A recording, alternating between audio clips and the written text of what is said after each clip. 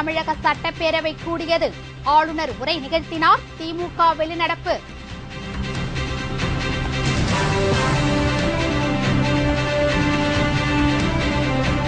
பஞ்சாப் மற்றும் உத்தரகாண்ட் மாநிலங்களில் விறுவிறுப்பான வாக்குப்பதிவு. இரு மாநிலங்களிலும் ஆட்சியை கைப்பற்றுவோம் என்று காங்கிரஸ் நம்பிக்கை.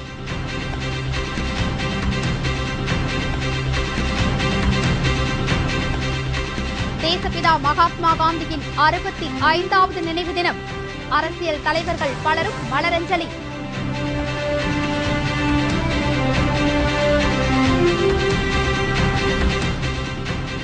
சாலை விதிகளை மீறும் வாகன ஓட்டுநர்களுக்கான அபராத கட்டணம் இன்று முதல் உயர்வு. முதல் நாளிலேயே ஏராளமான தொகை வசூல்.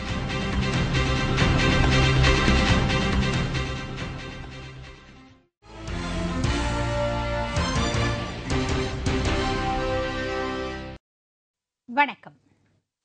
விரிவான செய்திகள். தமிழகத்தில் கான்கிரீட் வீடுகள் கட்ட 1000 கோடி ரூபாய் நிதி ஒதுக்கீடு செய்யப்பட்டுள்ளது. 14வது தமிழக சட்டசபையின் 3வது கூட்டம் இன்று காலை துவங்கியது. ஆளுநராக பொறுப்பேற்ற பின் முதன்முறையாக சட்டப்பேரவைக்கு வந்த ரோசையாவை முதல்வர் ஜெயலலிதா பூங்கொத்து கொடுத்து வரவேற்றார்.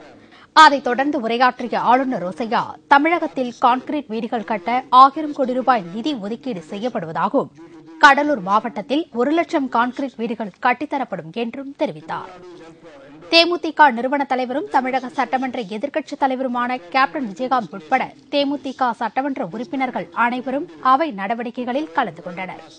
முன்னதாக சட்டப்பேரவை கூடியதும் திமுக சட்டமன்ற கட்சித் தலைவர் மு.க.ஸ்டாலின் எழுந்து, தமிழகத்தில் ஆட்சி மாற்றம் ஏற்பட்ட இந்த 8 மாதத்தில் சட்டம் ஒழுங்கு சரியில்லை என்றும், தானே புயலால் பாதிக்கப்பட்ட மக்களுக்கு நிவாரணப் பகுதிகள் சரிவர வழங்கப்படவில்லை என்றும் அடுக்கடுக்காக குற்றம் சாட்டினார்.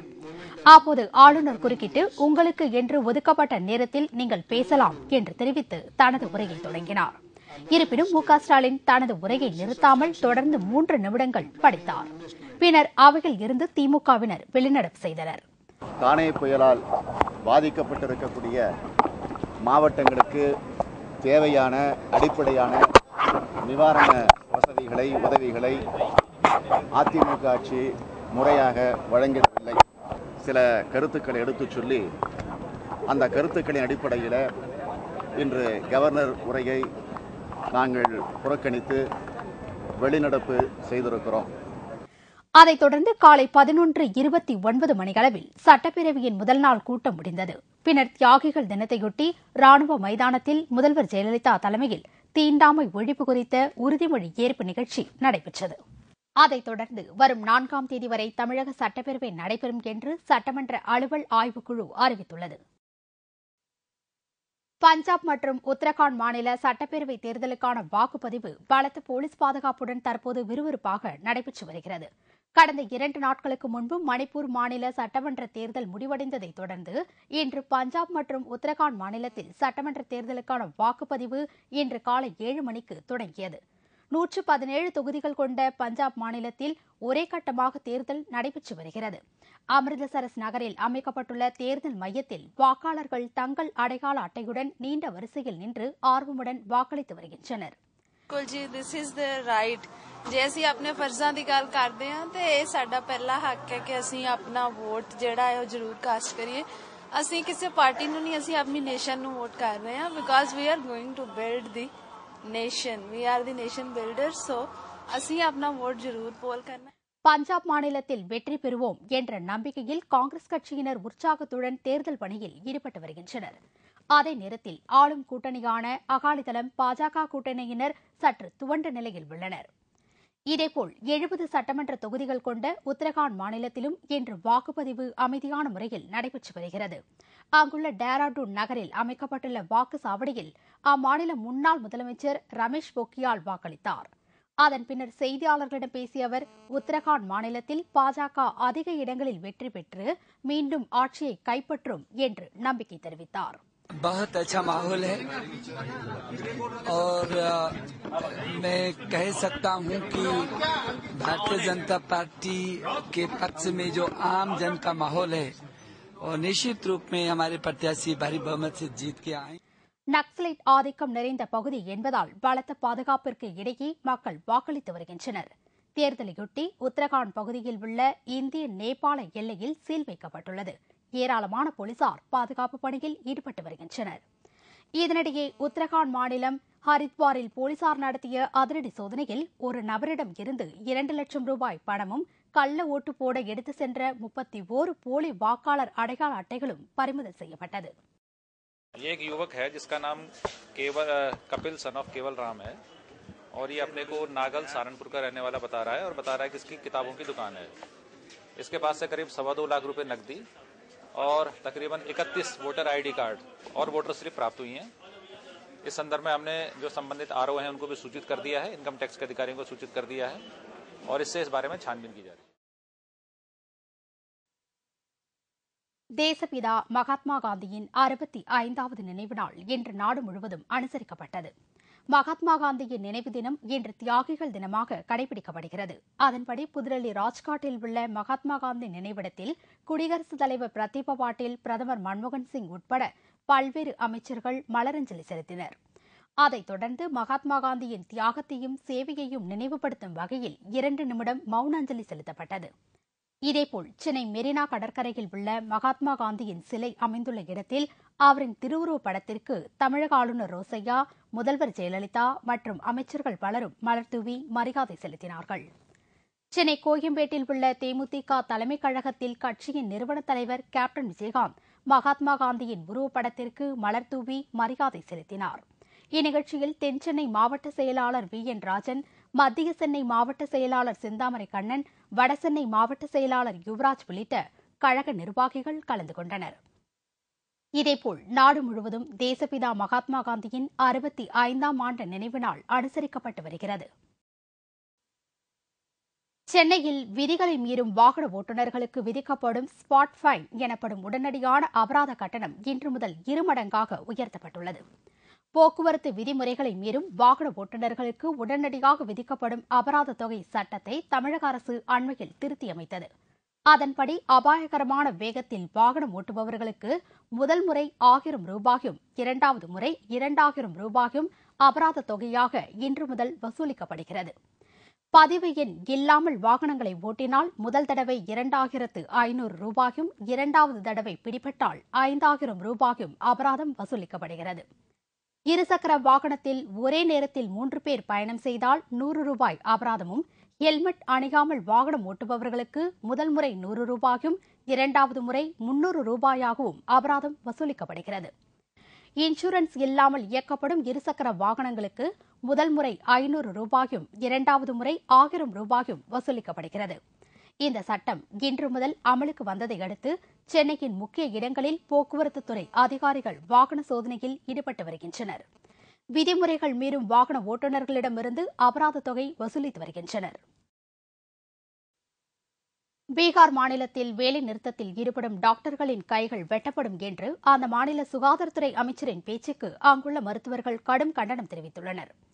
பீகார் மாநிலத்தில் சம்பள உயர்வு கோரிக்கையை வலியுறுத்தி பயிற்சி மருத்துவர்கள் அடிக்கடி வேலைநிறுத்தம் செய்கின்றனர்.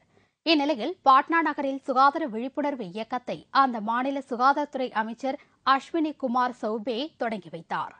அப்போது பேசிய அமைச்சர் குமார் சௌபே, வேலை நிறுத்தத்தில் ஈடுபடும் டாக்டர்கள் மீது கடுமையான நடவடிக்கை எடுப்பதற்கு தங்களுக்கு தெரியும் என்றும், கைகளை வெட்டுவது எப்படி என்பதும் தங்களுக்கு தெரியும் என்று குறிப்பிட்டார். மக்கள் நல்வாழ்வு திட்டங்களை அவமதிப்பவர்கள் மீது கடுமையான நடவடிக்கை எடுக்கப்படும் என்றும் அமைச்சர் அஸ்வினி குமார் அப்போது தெரிவித்தார். பீகார் மாநிலத்தில் பெரும் சர்ச்சையை ஏற்படுத்தியுள்ள அம்மாநில அமைச்சரின் அந்த பேச்சுக்கு அங்கு போராட்டத்தில் ஈடுபட்டு வரும் ஜூனியர் மருத்துவர்கள் கடும் கண்டனம் தெரிவித்துள்ளனர். காலவரையற்ற போராட்டத்தில் ஈடுபடப் போவதாகவும் அவர்கள் எச்சரிக்கை விடுத்துள்ளனர். இதுபற்றி அமைச்சர் அஸ்வினி குமார் சௌபேயிடம் செய்தியாளர்கள் கேட்டதற்கு பதிலளித்த அவர், வேலை நிறுத்தத்தில் ஈடுபடும் ஜூனியர் மருத்துவர்கள் மீது கடும் நடவடிக்கை எடுப்பது பற்றி பேசும்போது பழமொழி ஒன்றை அவ்வாறு குறிப்பிட்டதாகவும், அந்த பேச்சு மருத்துவர்களின் கைகளை வெட்ட வேண்டும் என்ற அர்த்தமல்ல என்றும் விளக்கமளித்தார். जनता के कल्याण के लिए जो व्यवस्था है, अगर उस पर आपने चोट करने का प्रयास किया तो हम हाथ भी काटना जानते हैं, हम हाथ भी काटना जानते हैं। ये कभी बर्दाश्त नहीं करूंगा। मैं हाथ जोड़ करके भीख मांगता हूँ चिकित्सकों से, चिकित्सा कर्मियों से, व्यवस्थापकों से, अगर कमी है तो मुझे बताइए, सहयोग करिए। अब दरमाहा के लिए आप कहते हैं कि हम धमकी दे रहे हैं, कि हम इसी समय दरभा बढ़ाइए। இந்தியாவின் விண்வெளி ஆய்வுக் கழகமான இஸ்ரோவின் முன்னாள் தலைவர் மாதவன் நாயர் உட்பட 4 பேர் மீது எடுக்கப்பட்ட நடவடிக்கை வாபஸ் பெறப்படுமா என்பது குறித்து தற்போது எதுவும் கூற முடியாது என்று மத்திய அரசு தெரிவித்துள்ளது. இந்திய விண்வெளி ஆராய்ச்சி மையத்தில் மாதவன் நாயர் தலைவராக இருந்தபோது கையெழுத்தான ஆண்ட்ரிக்ஸ் மற்றும் ஜேவாஸ் நிறுவனத்துடனான ஒப்பந்தத்தில் முறைகேடு நடந்துள்ளதாக எழுந்த புகாரினை தொடர்ந்து மாதவன் நாயர் உட்பட 4 விஞ்ஞானிகளுக்கு அரசு பதவி அளிக்க தடை விதிக்கப்பட்டது. இதையடுத்து மாதவன் நாயர் பாட்னா IIT கல்லூரி தலைவர் பதவியை ராஜினாமா செய்தார். இதனிடையே மாதவன் நாயர் மீதான விவகாரத்தில் மத்திய அரசு தவறான முறையை கையாண்டுள்ளதாகவும் ஆண்ட்ரிக்ஸ் தேவாஸ் ஒப்பந்த முறைகேடு குறித்து தற்போதைய இஸ்ரோ தலைவர் ராதாகிருஷ்ணனிடம் விசாரணை நடத்த வேண்டும் என்றும் மூத்த விஞ்ஞானிகள் கருத்து தெரிவித்திருந்தனர். இந்நிலையில் டெல்லியில் செய்தியாளர்களை சந்தித்த நாடாளுமன்ற விவகாரத்துறை இணையமைச்சர் நாராயணசாமி மத்திய அரசு நடவடிக்கை எடுத்துள்ள விஞ்ஞானிகள் மீதான தடையை நீக்குவது குறித்து தற்போது எதுவும் கூற முடியாது என்றும் விஞ்ஞானிகள் தெரிவிக்கும் கருத்துக்களை கேட்க மத்திய அரசு தயாராக உள்ளது என்றும் கூறியுள்ளார். ஈரானிடமிருந்து இந்தியா எண்ணெய் இறக்குமதி செய்வதை ஒருபோதும் நிறுத்தாது என்று மத்திய நிதியமைச்சர் பிரணாப் முகர்ஜி தெரிவித்துள்ளார். ஈரான் தனது அணு ஆயுத சக்தியை வலுப்படுத்துவதற்கான நடவடிக்கைகளை எடுத்து வருகிறது. இதற்காக ஜெர்மனியிடமிருந்து அணு ஆயுத பலம் பொருந்திய நீர்மூழ்கி கப்பலையும் அந்நாடு சமீபத்தில் வாங்கியுள்ளது. அதன் மூலம் அணு ஆயுத சோதனையை நடத்தி வரும் தங்கள் நாடு அமைதி பணிக்காகத்தான் அணு ஆயுத சோதனையில் ஈடுபடுவதாகவும் தங்கள் மீது அமெரிக்கா தாக்குதல் நடத்தினால் எதிர்த்தாக்குதல் நடத்தவும் தயார் என்றும் ஈரான் சவால் விடுத்திருந்தது. ஈரான் அணு ஆயுத சோதனை நடத்தி தனது பாதுகாப்பை வலுப்படுத்துவதை அமெரிக்காவும் தேச நாடுகளும் விரும்பவில்லை என்றும் இதையடுத்து அமெரிக்காவும் ஐரோப்பிய யூனியன் அமைப்பும் ஈரானுக்கு எதிராக வழங்கி வந்த வர்த்தக ரீதியிலான நிதி உதவி மற்றும் பாதுகாப்புத்துறை உதவிகளை ரத்து செய்துள்ளது. இதைத் தொடர்ந்து சிகாகோ நிகழ்ச்சியில் பங்கேற்க வந்த மத்திய நிதியமைச்சர் பிரணாப் முகர்ஜி அமெரிக்காவும் ஐரோப்பிய யூனியனும் ஈரானுக்கு எதிராக வர்த்தக ரீதியிலான நிதி உதவியை ரத்து செய்துள்ள போதிலும் இந்தியா ஈரானிடமிருந்து பெற்று வரும் எண்ணெய் இறக்குமதியை ஒருபோதும் நிறுத்தாது என்றும் தெரிவித்துள்ளார். You know, Iran is an important supplier of petroleum crude. We import around 105 million tons of crude per year. It is increasing. The last import was last year, it was around 105-106 million tons were imported. Iran contributed substantially. Though Saudi Arabia and some other countries, Saudi Arabia, Nigeria, other Gulf countries, they also contribute.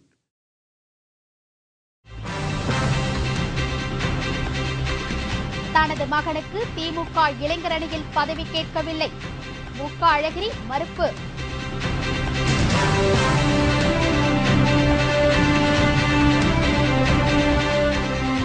பழமை வாய்ந்த விநாயகர் கோவிலில் விமர்சையாக நடைபெற்ற 108 சங்காபிஷேகம், ஆயிரக்கணக்கான பக்தர்கள் சாமி தரிசனம் மற்றும் பல செய்திகள் விளம்பர இடைவேளைக்கு பிறகு.